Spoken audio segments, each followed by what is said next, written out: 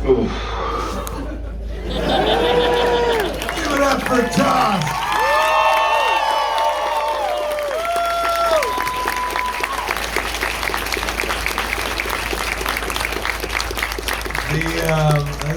I love the movie so very deeply, but one of my favorite parts of the movie is the podcast at the end. Because I'm not in the movie at all, so that's the only time I really pop up, although I'm all over the fucking movie as well. And then I make up for it in the next movie by being in every frame of Bratzy action of the universe. It's a crazy fucking flick, man. And look at that list of all the Walrus Yes names. So damn sweet.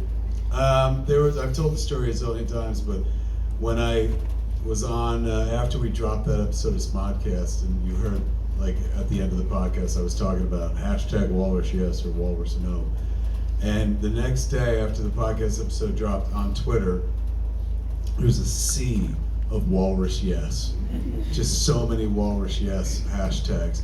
One Walrus No. And the guy was like, I'm really Walrus Yes, I'm just saying Walrus No to support the democratic process. Which I thought was really incredible. I usually spend a lot of time standing up here talking and whatnot, but in the interest of you getting to meet and greet with fucking different people other than myself, I'm gonna hand the mics over tonight to our guests. You saw our first one, she was up here before.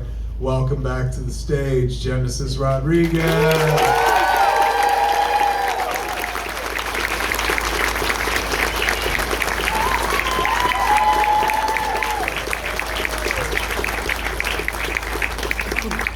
And he's here, man.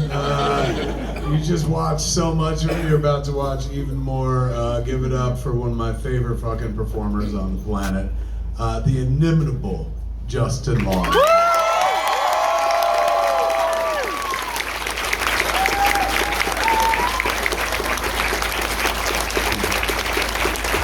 I'm going to turn the mic over to the kids, so you have at it with the kids. Ladies and gentlemen, Justin and Genesis.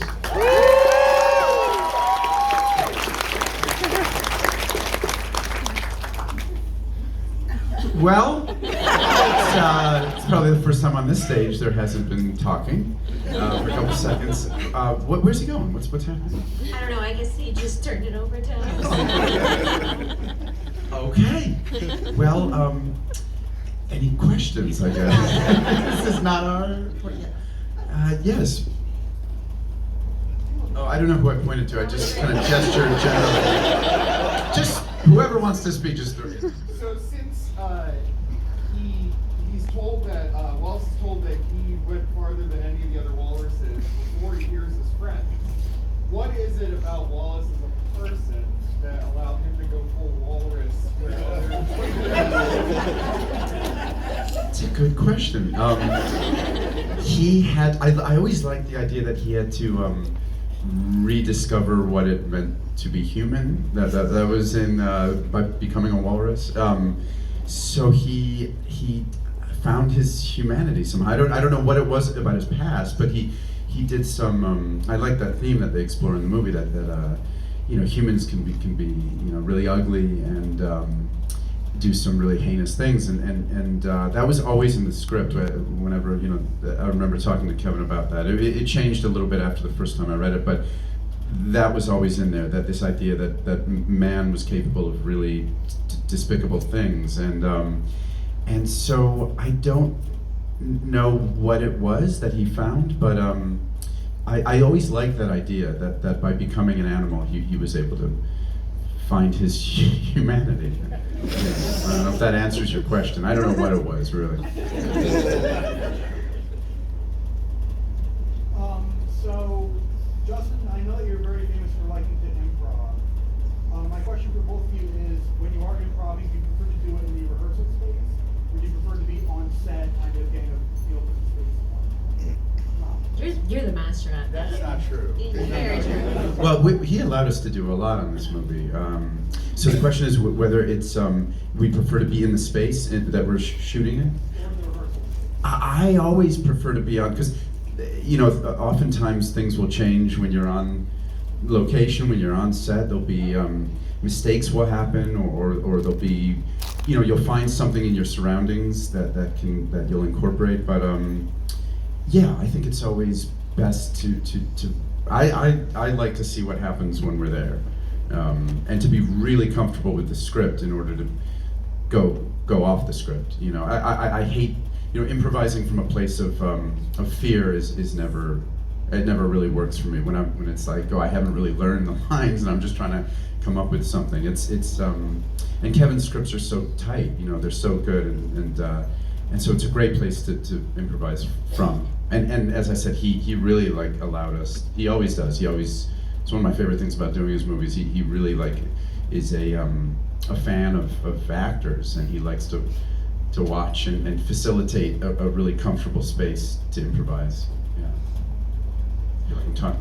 No, that was great. That was a great answer. It's all improvised. Yeah. That whole answer.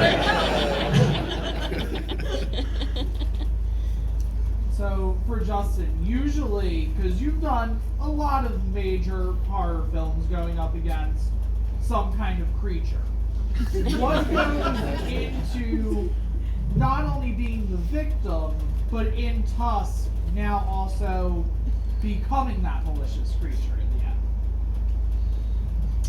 end? Being a victim, it's always, I think about just playing the reality of the scene, and though there were some wild things happening in this, it was the same as any job, I guess. You just have to commit to the intention. So, the most difficult scene I remember being the one that I found most daunting was discovering my leg had been removed, because I had no frame of reference for that.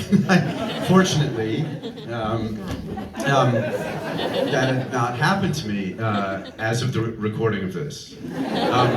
But so I thought, well, and it's one reveal. It's just like it's you have to just take it in, and it's got to be there. And I remember Michael, we had been shooting all of that dialogue stuff, which had taken about 4 or 5 days, all of the stories that he was telling. And Michael, I was so excited to work, we all were so excited to work with him, and watching this now it's really special to, get to see him again. He's passed away, and it meant so much to me to be able to share those scenes with him. And but the first couple of days he was struggling a bit with lines. He was and he hadn't told anyone this, but he had a major medical crisis a couple months earlier, and so he wanted to do the movie. I mean, it was a testament to his will as a person, and his it was courageous what he did, and so he was struggling a bit, and I was trying. So I'm a people pleaser. I want people to like, especially people I'm working with, and so I wanted him to really like me, and I wanted to connect with him, and I felt like it felt like a bit of a disconnect, and when we did that scene, I remember he started just enjoying what I was doing, and Kevin said, "You're making him laugh," and I thought he was going to say, "Stop being you're being funny." I don't know. I thought he was going to be and he said, "Keep trying to make him laugh," because. And that's his genius, is that he recognized that it was giving Michael, really tickling him, what was happening in the scene, and which gives it kind of a sinister effect, that he's suppressing laughter with this guy's leg, and so it fueled me. It made me really uncomfortable, and it and so I felt like I was really giving myself to the I had a real fear about being held against my will, and I still do, but I had an experience that really I tapped into, and so it ended up being a scene that really it really sang, it really kind of worked, and afterwards he said, "Yeah, you want to have a cigarette?" And I wasn't smoking, but I was like, "Yeah, sure." So don't smoke unless you want to ingratiate yourself with a legendary actor. And so from then on, we just got along so great. And he opened up, and he told me about his life, and he had real struggles in his life, and so that from then on, we just, I don't know, we had we were really close, and all that stuff in the water and in the suit, and he looked out for me. You know, he really did. There was a moment where like the safety guy wasn't there, and I was in this thing, and he was upset. He was like, you know, he can drown. He was like holding me up. He was really tender and taking care of me, and I'll never forget getting to work with him. And this was, all of these guys were so great to work with, but Michael was a gift, you know, that Kevin gave us all, was to get to and gave Michael, you know, that part was. I'm sorry, I don't remember the question, but it was being a victim, I guess you were asking, and then being the perpetrator of something. It's the same kind of muscle. It's just different intentions. One is very selfish, and I guess and one is about survival. Yeah. One comes easier for me. I think probably more naturally a victim.